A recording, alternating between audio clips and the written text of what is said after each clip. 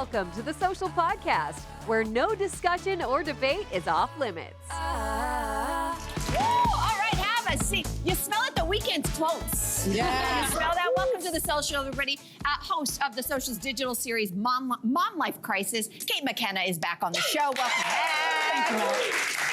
Oh, guys, the Masters tournament, well, it teed off today, in case you didn't know that.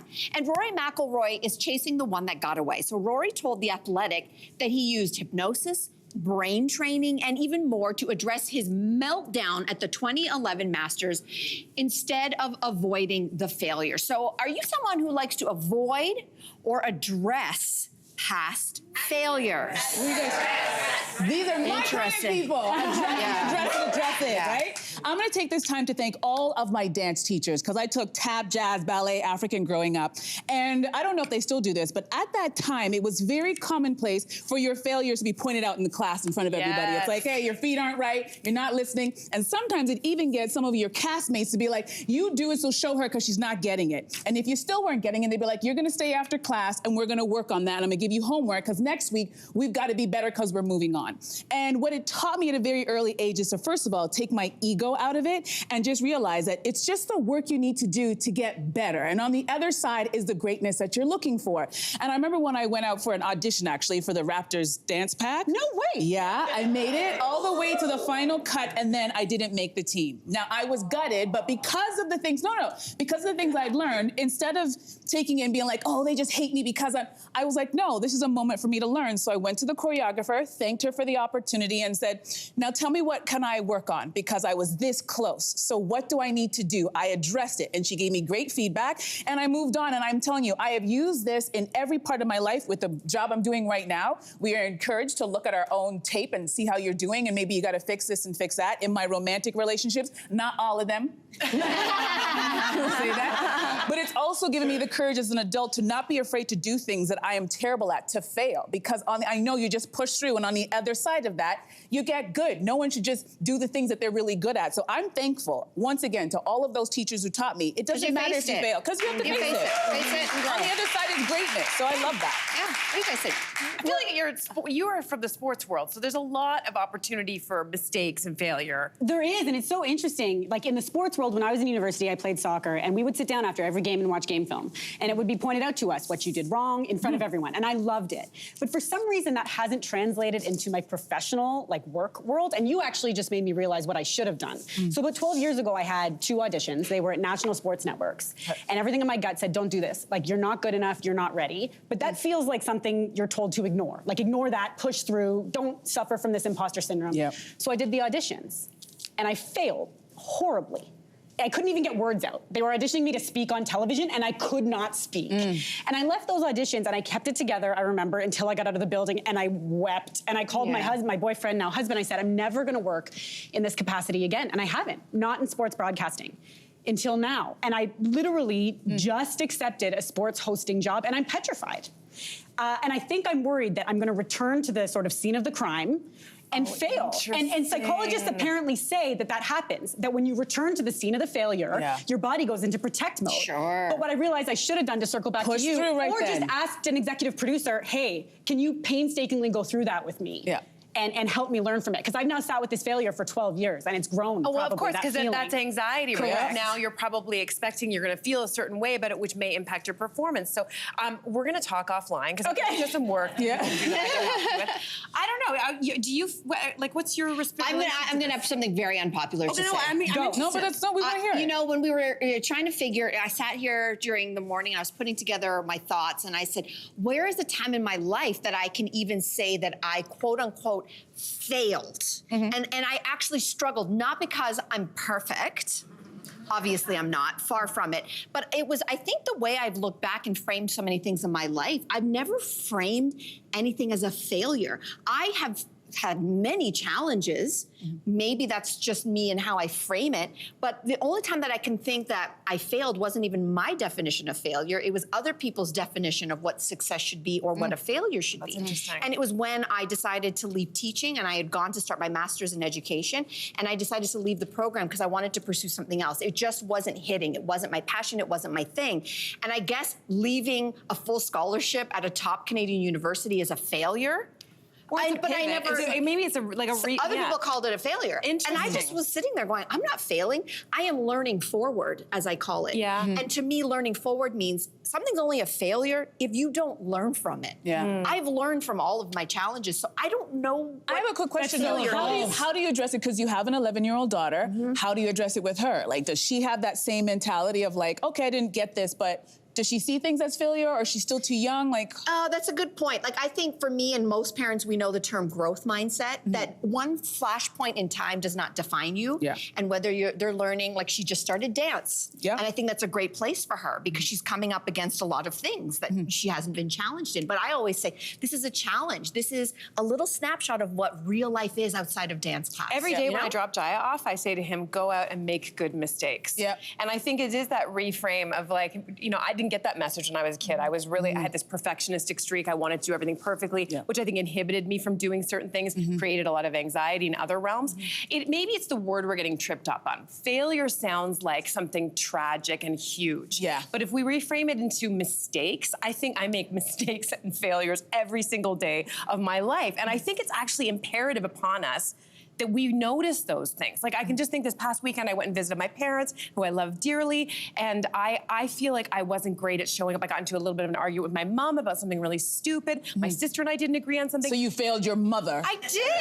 I felt like, but I think those are the things that every day we have opportunities to have personal interactions at our work, in our family life, where we do make mistakes. And if we can't recognize that and reflect on it and then do better next time, then I think that we've missed the opportunity of the failure. Yeah. You guys are so evolved. Yes. We got to chat. Speaking of the Masters, you can actually tune in to the Masters tournament today through Sunday on TSN and right here on CTV. So I have a question for you. Is anyone ready for a little gym tan laundry? Grelo is. Someone in the front row is.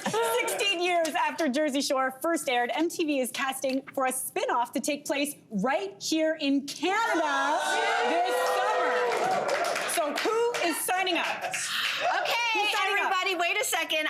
If you know what today is, it's Thursday. Or, it's Jersey! Jersey Shore used to air Thursday nights. That's the reference. Yes, who's signing up? I am signing up. And why? Because once a party girl, always a party girl. And if you don't know the reference GTL, Gym Tan Laundry, let me take you back, a little taste of nostalgia. Here's where that came from. Awesome night. I am obsessed with this. I printed the application. So tell me. Yeah, let's see here. I'm too old, right? Are you the life of the party? Are you the life of the party? Obviously. Check. Okay. Do you love meeting new people? Yes. Okay. Check. Fresh-faced, double check. Yeah. Embody the shore spirit, triple check. Okay. Ages 19 to 26. Whoa, that's where we gotta roll it back a little bit. Ageist. But I don't even think we needed that to know that Mel would be the perfect candidate. And I also think that, looking back, I remember watching that show, and what we didn't know at the time was that those young people who were just hanging out by the shore were gonna become New York Times bestselling authors, get a bunch of TV shows, become millionaires, get residencies in Vegas, their own fashion line, nail polish, perfume. So if you're a young person, you don't know what to do with yourself, apply for this. Yeah. Because it can open up a bunch of doors, and they're still doing it. I think to this day, they still are doing the show, We don't know right? what shore it's going to be on. Like the old shore. In Canada, That's the show they're on now. Which shore are we talking about, and what kind of people? Like, it's going to have to be the clubbing scene, has got to be, because club culture has changed significantly since we were partying. Okay. So we'll see. It's got to probably be, I want it to be in Toronto or Montreal. I'd like to see it on the ocean side. Like, I see it the Newfoundland, like that shore. Oh, that's interesting. Newfoundland shore. I'm in for Newfoundland shore. Yeah. Interesting. Viewership of one. Yeah, well, I didn't watch Jersey Shore, so anyway, yes. Would you be into the Golden Shore? What if we rebranded Golden Shore. the Golden Let me show you. That sounds I need to need to bring something else. Golden Shore. I'm gonna just leave everybody with this beautiful image. I loved Jersey Shore and Snooki so much. I actually dressed up as her one year for Halloween with my co-host Steve Anthony. Wow, he dressed up as Snooki too. That is something. And listen, guys, I got that costume and that wig still. So just sign me up. Steve looks good. Looks good. He looks good. I'm sorry, you look good. All right, so let's dive into the next one. Chappell Roan kicked off a firestorm that is still raging when she shared her thoughts on motherhood on the Call Her Daddy podcast. Now, this continues to hit a nerve with lots of moms. So what do you guys make of her comments? Who wants to dive in first? I might be one of the only people who it didn't. Okay, so people have feelings about this. It didn't bother me. I maybe wonder if people are reacting to the tone in which she said it and the fact that she's not a parent herself. But to me, it was just a young, youthful reflection on some of the experiences that she's sensing from her friends. I think the reason why it was like there were two camps. There were people who felt seen by it, and there were the people who felt dismissed or like not seen by it. But why the vitriol? I mean, I want to hear from you. Well, I guess I'm curious about the booing in the front row and the booing in this room, like why people reacted so passionately to this. I guess I'm on the other end. I was driving, listening to this podcast, and felt so seen. I am one of those people who's not happy a lot of the time, who doesn't have light in my eyes every day anymore, because I have kids that age. And for me, it was so comforting to feel like, oh, I'm not the only one, right? Because sometimes when you feel these brutal feelings of loneliness or anger when you're a mom, you think, you take it on as a personal failing. I'm not good at this. I'm not meant to do this. And so it was refreshing to me. A little bit. It was shocking to me, yes, the vitriol, the fact that we're still talking about it days later. I've thought about this a lot because, yes, my daughter was very young once, and yes, it's difficult. Someone that wrote an article about this said, well, why are we challenging or even questioning discomfort? Isn't the whole point of this that, yes, young, if you have little ones, it's a very tough road, but why is being uncomfortable part of the discussion? And just as you were all talking, I actually sat back and thought a different thing completely, which is, isn't this a commentary on not just, yes, when kids are little, it's hard, but we all know that the disproportionate amount of caregiving is still lying on mom's shoulders. So what I actually thought was, instead of us fighting each other as women, which we are doing all the time, which, by the way, I don't actually think is a bad thing here. I think the discourse is very healthy. But I think the fact that we should sit back and say, why are so many moms feeling this way, for those who do, and what supports should we be giving moms so that they don't have to feel this way if they do? That's all of a sudden. Interesting, right? interesting. You know what?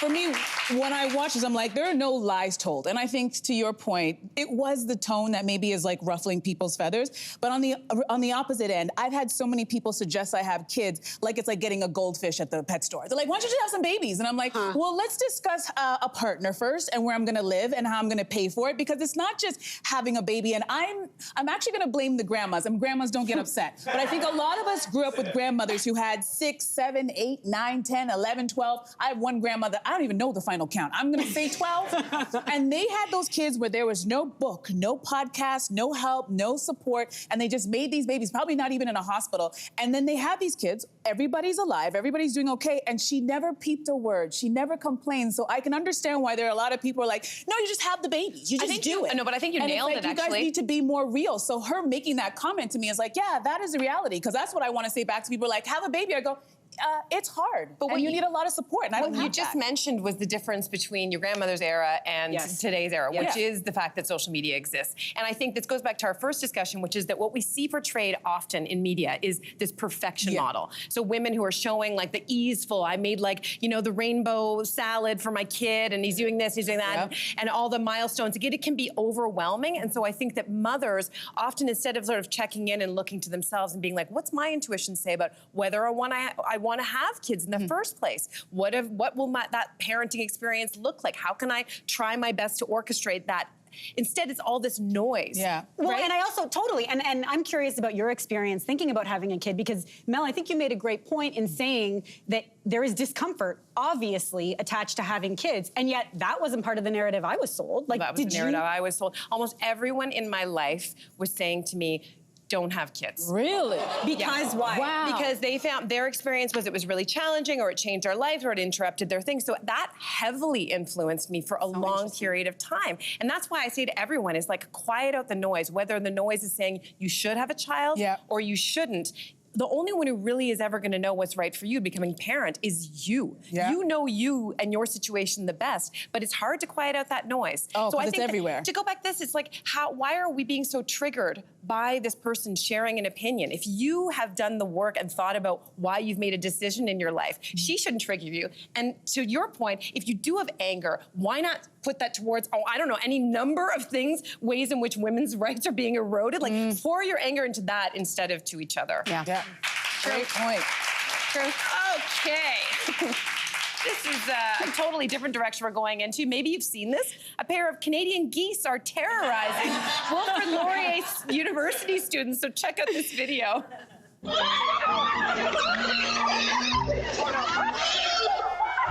It's in the car! Oh my God!